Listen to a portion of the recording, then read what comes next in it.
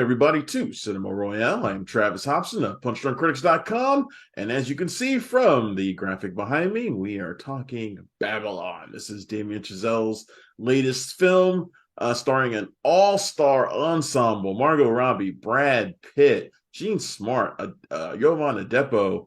Great cast all around, and my personal favorite, Diego Calva, who's I think a real find in this film. Joining me to talk about it is film critic Don Shanahan. How you doing, man? I'm doing great, Travis. Thanks for having me. Yeah, absolutely, man. Thanks for coming in and joining me. Babylon. Now, I saw this a couple weeks ago, kind of hurriedly, right? Like it's like we were about to take a trip to New York, and Yeah, it's like all of a sudden they had a last second screening, like right before I left. So I went and saw it. And I wasn't sure what to expect. I'm a big fan of Damien Chazelle's. I interviewed him for Whiplash. Was that the world premiere likewise. years ago? And I've liked every single movie that he's done to varying degrees. But I wasn't sure Me what to too. make. Yeah, I wasn't sure what to make of Babylon though, because I was like, Yeah, it's almost like the polar opposite of La La Land. It's like I La La agree. Land is this really nostalgic kind of I love Hollywood kind of film, and then Babylon is like silent era, transitioning the silent era to the Mhm. talkies, but just really raw, dirty look at how Hollywood can really Yeah. screw people over. And I'll say this about it: I adored the Hmm. first 30 minutes or so, and a big party scene reminded me a whole lot of Paul Thomas Anderson. In fact, the whole movie reminded me a lot of Paul Thomas Anderson. But it's Hmm. big. I think it's a little too big for him. Even at 3 hours, I think there's a lot that he doesn't get to address because he's just got too much going on. But man, I was madly entertained by it though, and for all the problems that it has. What did you think about Babylon?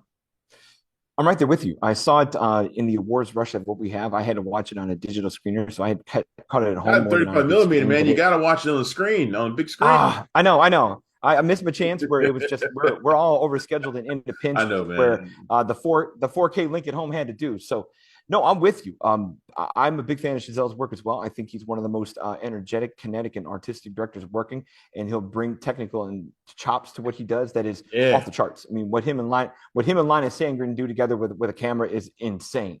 And I'm with you. First 30 minutes, I am just in that rush, snorting the lines that this movie's snorting and having a right. great time with it. Yeah, But then you're right. The hangover wears off, and you wonder where the arcs are going to go and whether they can balance all of this excess with this wishful dream that it wants to tell you and have. Because much like you're saying, this movie wants to be like, hey, I love the movies. Look how much I love the movies. I'm going to think about all of the history of movies that brought us all to here and have that matter and be a big core of what he is, because yeah, Chazelle loves those final reels, those last 15 minutes of a movie where he just swirls the emotion and gets you going to the point of like, hey, let me show you what it all meant for us and for you and for all of us involved. And when he does that with the comeback to 1950s and the jump into the future and the reflection point moment, and then you start mixing all of history of cinema together, was this journey to get there all of what it could have been. And that's where I'm like, ooh, yeah, this is a lot and too much and too long. But you're right. I was knee slapping entertained by just what are they going to do yeah. next? Even the I'm with things that you. I knew, even the things that I knew weren't working at the time I was watching them, Mhm. I was still entertained by it. Like Oh one of the yeah, things that I was a real stickler for was his presentation of Giovanni Depo's character, the jazz agreed. trumpeter, and Lee Jun Lee's character, Yes. the Asian character whose name I don't remember. I'm not gonna remember anybody's name. Yeah, But lady, yeah, no, I had it lady all Zhu or written something like down. that. And I don't remember, but it doesn't really matter. Sorry. But Chazelle, I feel like because he had so much going on, he couldn't give I agree. the black character his moment, even though he has, he's dealing with racism and he's even facing it from Diego Calva's character, who rises from being an assistant to being a big time studio exec. He's a Mexican American. He's even Right. facing it from him at one crucial moment in the movie. Um, but his No, I'm character with you. doesn't really I'm, get that story explored, which I'm like, and for her, she's yeah. Asian, she's a homosexual, dealing Hmm. with that bias in Hollywood, and it's like, you know, almost feel like I wish he hadn't put those things in the movie at all. If you I can't agree. give them the kind of time they need. I agree. If anything, you could even make the switcheroo of what's a story we haven't really seen. We've seen the Jack Conrad story with Oh a yeah, his very story's much. familiar. Her story's familiar. Yeah, we've seen Margot Robbie do her The thing in white terms of the characters' manic. stories are familiar. Exactly. So but he's got something here where if you, and luckily Diego Calva ends up being more of a lead He's than the great. two white characters, luckily. He's But great. but at the same time, by the time you still have to service Pitt and Robbie's storylines, and then you shoehorn in uh, Lee Chu Hong's story, and then Giovanna Depo's story. Now you do have too much. Where, if anything, Giovanna Depo's story could be its own movie. I Lee's think story all of these could things be could be its own their own movie. movie. Oh yeah, Brad Pitt's but to story, stuff them all in that's one is too much. yeah. I think Brad Pitt's character, Jack Conrad, I think it is fascinating to watch that character kind of make the transition from silent to talkies and not be able to make that move. I mean, all these characters are based on real people that existed, but I think that is a fascinating story to tell in a way. And her story is as well, even though it's familiar. I think there are aspects to it that aren't as familiar that they could have used. And do you think this could have been? Do you think this could have been almost like mini series where, like, hey, we do kind of an anthology ensemble thing where let's give Giovanna Depo 3-episode arc to really just do his spot. It could have been Calva his arcs. It should have been like an 8-episode series on the HBO or Showtime with each character getting a focus and all of their stories intersecting.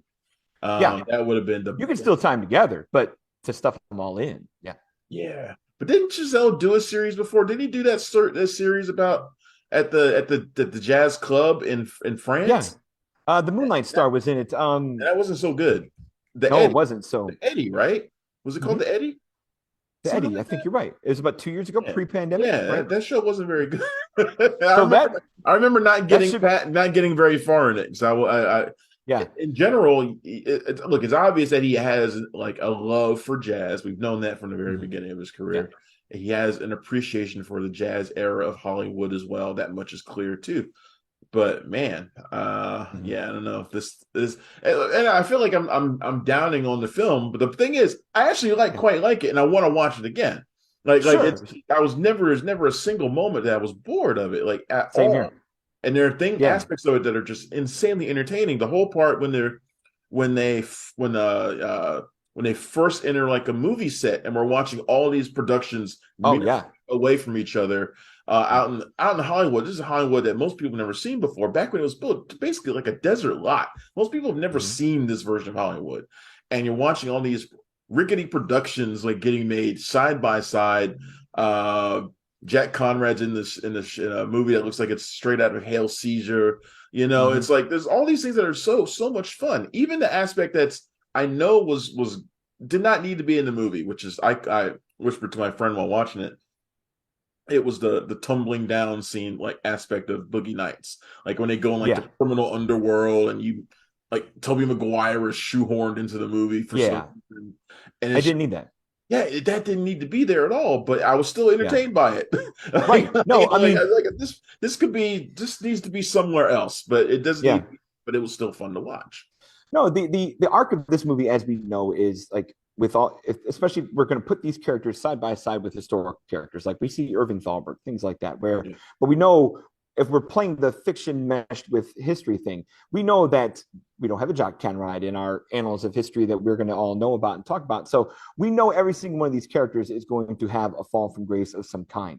How it gets there, whether it's a Boogie Nights angle or something a little bit more original or something a little bit more poignant and worth watching, like Javon's arc. I would love to see that be played through. I love his coda, which is under supported, of like going back and just, hey, I'm back in the club again. You're just playing the music I love in a small room. I had my taste of the big movies, but here I am back where I belong. Where that almost plays that would be a nice movie and a good finish. But by the time you get to Diego kind of grabbing on that car and going to Mexico, and then Margot Robbie is a footnote on a variety page, which again is likely the case of many of these thousands of unknown actresses that burn bright and left away, where they don't get Hollywood funerals, they don't get news reports that says, oh, this person's gone.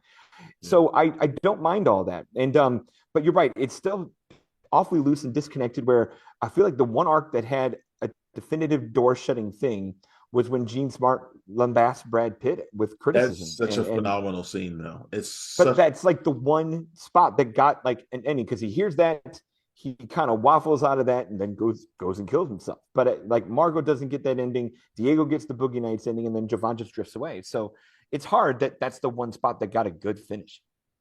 yeah. That's there are. I think each person gets like their one moment with it, like one Yeah, great scene, and that's like I think the best scene in the entire movie when I think so too. Jean Smart's character, she plays, for those who don't know, she plays a gossip columnist who knows the lay of the land and knows her place in it.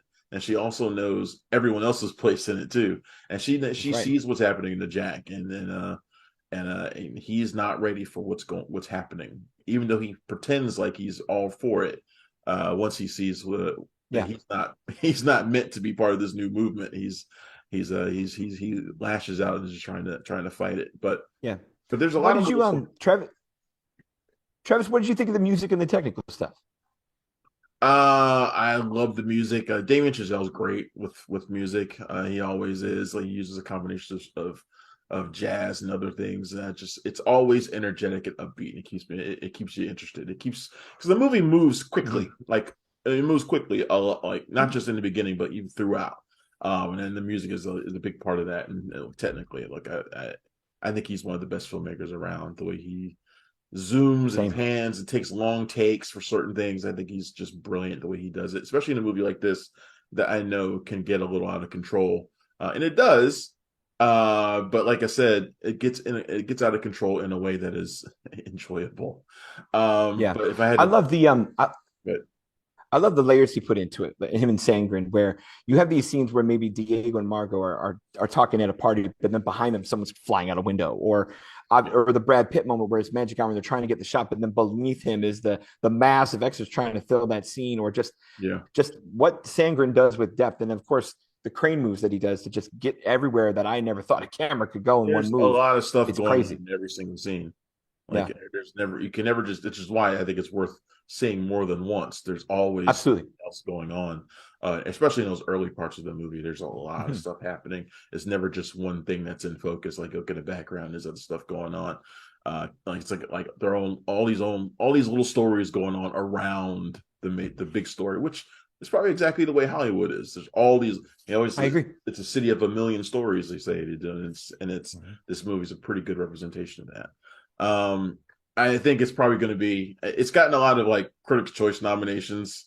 Very much so. And look, I'm happy about that as a Critics' Choice member. But it's like the reactions to it overall, critical response has been mixed. Which I like agree, I'm and I think positive the on it. I'm probably a little bit more on the positive side than most people, but uh, same. I can understand why people have a mixed reaction to it too. I think this is going to hit your typical, I hate to say it, red state couch surfing public, and they're going to think this is just way too excessive and way too much, almost It's in too the same long, way. mostly. It's It's way also too too long for long. most people. Yeah, but like I feel like this is going to be one of those like the Wolf of Wall Street kind of movies where like what we see is dazzling, what we see is well done, but it's just so filthy and dirty in terms of content that I think the people who are looking for a holiday good time are just not going to get it here. They'll be dazzled, but they'll be repulsed at the same time. You know what I mean? Yeah, I think the time of people going to pay to see a movie like this are over for the most part, Yeah, sadly. I know. But it's a 3 hour long And here I movie. am, here I am catching it on digital. Gosh, yeah, Yeah, it's a 3 hour long movie about Hollywood. So it's and most people already reject the movies where Hollywood just kind of pats itself on the back anyway. Not that this movie is, but I think that would be yeah. the perception for a lot of people No, too. So you know. yeah. I wonder how people will take that in because like you get to that big montage, tears in the eyes, singing in the rain moment, and then you hit the montage button to like show all of the technological advances of Hollywood history to as if to say, hey, this story and all these people that came before got us to here. I don't know if that's a very credible leap that Damien can make. I love that he makes that loop. I mean, he's got balls, but at the same time, that's asking a lot. Yeah, at this time of year, you're getting a lot of you always get a lot of movies that are about the power of movies in Hollywood, and Mm. you This has know, been a year for it too. A yeah, lot. yeah. I mean, Sam Mendes' Huh? Empire of Light doesn't Mm. do a similar thing, but it has a message that He kind of tries. Yeah. kind of parallel to this. So, but they're vastly different movies. Oh gosh, yes. Yeah. Don, thanks for coming in and talk to me about Babylon. Tell people where they can find your stuff at, man. You betcha, Travis. First things first, thank you so much for having me. It's been a pleasure. Yeah, Great to rub elbows with you, Critics' Choice and HCA and all the places that we see each other. absolutely. My work can be found published on 25YL, which will be spinning off soon to Film Obsessive. The home site for me is still Every Movie Has a Lesson, which makes me look like the school teacher I look like right now, ditching class to come talk to you. At the same time, a little side hustle I have is the Cinephile Hissy Fit podcast, part of the Ruminations Radio Network. So that's the places to find me. In terms of social media handles, if you search for Don Shanahan or Casablanca Don, you'll find me on TikTok, Twitter, Facebook, all the things. All right. Thanks a lot, man.